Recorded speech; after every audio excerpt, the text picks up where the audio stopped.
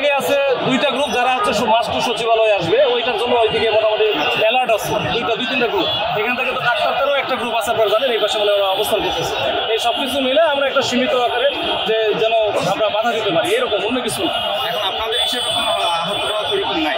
কেউ আহত আছে কিনা ভাই? আমাদের পক্ষ থেকে এমনিতে হয়তো টুকিটাকি যখন বিশ্বাস করতে যায় এটা লাগেই, ওটা লাগবে, ওটা আমরা মেনে নিয়েছি।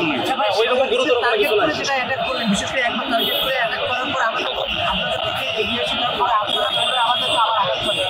আমাদেরকে মাটিতে ফেলে আমাদের কয়েকজন ভাই আহত হয়ে পড়ে আছে।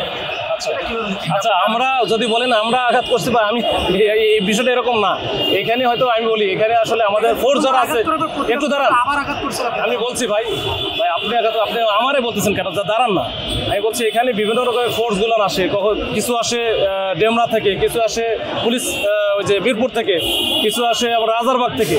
আসলে অনেকে চিনিও না, আবার এরকম হয়তো বা অনেকের মধ্যে উগ্র আচরণও আছে, কিছু বাড়াবাড়িও আছে। আমরা এই ফুটেজগুলো দেখতেছি, আপনারা আমাদের একটু সহযোগিতা করেন, এই ভিডিও ফুটেজগুলো থাকলে আমরা দেন।